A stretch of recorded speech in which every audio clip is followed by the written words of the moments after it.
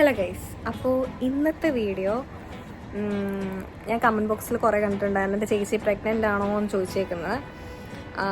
കാറിൽ ഞങ്ങളിലെ ഇത് pump on board ഒട്ടിച്ചിട്ടുണ്ട്. അത് കണ്ടിട്ടാവാം അതിൻ്റെ അകത്ത് കൂടുതൽ കമൻറ്റ് കണ്ടത്.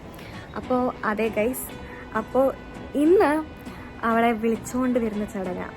7ാം മാസമായി. അപ്പോൾ നമുക്ക് അവളെ വിളിക്കാൻ പോവാം.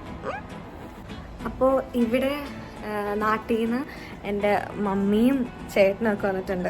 അപ്പം ഞങ്ങൾ ഇവിടെ നിന്ന് ഇനി തൃശ്ശൂർ പോകും.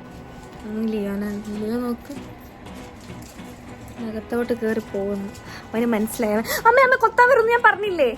വീട്ടിൽ ആ ഫാൻ്റെ അവിടെ ആയിട്ട് കിളി എപ്പോഴും കൂട് വയ്ക്കുന്നതാണ്. ഞങ്ങൾ പറിച്ച് കളഞ്ഞാൽ എപ്പോഴും കൂട് വയ്ക്കും. പിന്നെ ഞങ്ങൾ എന്തെങ്കിലും ആവട്ടെ എന്ന് വിചാരിക്കും. നമ്മൾ 2 ദിവസം കണ്ടില്ലേ പിന്നെ അവിടെ ഒരു കൂടായി അവിടെ വന്നിരിക്കുന്നതാണ്. അപ്പോൾ പിന്നെ നമുക്കൊന്നും ചെയ്യാൻ പറ്റത്തില്ലല്ലോ, ഫാൻ ഇടാൻ പറ്റത്തില്ല, ഒന്നും ചെയ്യാൻ പറ്റത്തില്ല.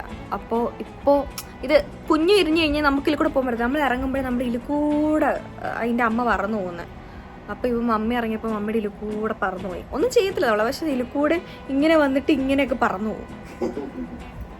അതിന് 2 പിള്ളേരുണ്ട്, നമുക്ക് തല കാണാൻ പറ്റി കാണിക്കാം.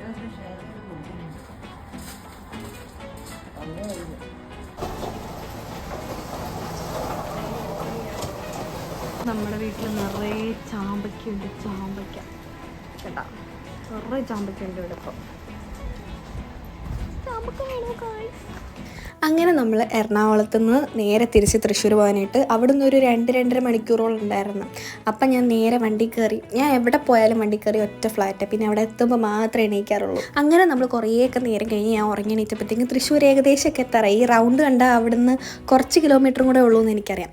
അങ്ങനെ നമ്മൾ നമ്മുടെ വീട്ടിലെത്തി. അപ്പോൾ ഇതാണ് എൻ്റെ ചേച്ചി, ഇതാണ് ചേച്ചിയുടെ ഹസ്ബൻഡ്. അവൾ 7 മാസത്തോളം കഴിഞ്ഞതൊക്കെ ഞങ്ങൾ കൊണ്ടുപോയി പലഹാര പാപ്പങ്ങളാണ്. പിന്നെ അവിടുന്ന് ഫുഡൊക്കെ കഴിച്ച് ചോറ് കഴിച്ച് ഐസ്ക്രീം ഒരു 2-3 തട്ടൊക്കെ തട്ടി. അങ്ങനെ അവിടുന്ന് പ്രാർത്ഥിച്ച് ഞങ്ങൾ നേരെ അവളെ വിളിച്ചുകൊണ്ട് നാട്ടിലേക്ക് പോകാൻ വേണ്ടി ഇറങ്ങി. അവിടുന്ന് ഇറങ്ങിയപ്പോൾ നല്ല ലേറ്റായി. പിന്നെ നല്ല ക്ഷീണം ഉണ്ടായിരുന്നു. രാവിലെ ഇറങ്ങിയോണ്ട് ഭയങ്കര ക്ഷീണമായിരുന്നു. പിന്നെ ഫുഡൊക്കെ കഴിച്ചതിൻ്റെ ക്ഷീണവും ഉണ്ടായിരുന്നു. അങ്ങനെ ഞങ്ങൾ തൃശ്ശൂർ നേരെ എറണാകുളത്ത് പോയിട്ട് നാട്ടിലോട്ട് പോകാമെന്ന് വിചാരിച്ചു. അവിടെ പോയി ഒന്ന് ഫ്രഷൊക്കെ ആയിട്ട് പോകാമെന്ന് വിചാരിച്ചു. അങ്ങനെ ഞങ്ങൾ എറണാകുളത്ത് വന്ന് പിന്നെ അവിടെ നേരെ നാട്ടിലേക്ക് വരാൻ വേണ്ടി തിരിച്ച് രാത്രിയായി അപ്പോഴത്തേക്ക്. പിന്നെ നാട്ടിലേക്ക് വരുന്ന വഴിക്ക് തിരുവല്ലയൊക്കെ കഴിയുമ്പോഴത്തേക്ക് ഈ CBയുടെ ഓപ്പോസിറ്റായിട്ട് മധുരം എന്ന് പറഞ്ഞൊരു പായസക്കടയുണ്ട്. ഇത് നമ്മുടെ പഴയ ഒരു സിനിമാ നടൻ്റെ കേട്ടോ, ഞാൻ റീൽസിൽ കണ്ടതാണ്. അപ്പോൾ ഇന്നത്തെ ഒരു കുട്ടി വീഡിയോ ആയിരുന്നു. അപ്പോൾ ഇത്രയേ ഉള്ളൂ. ടാറ്റാ.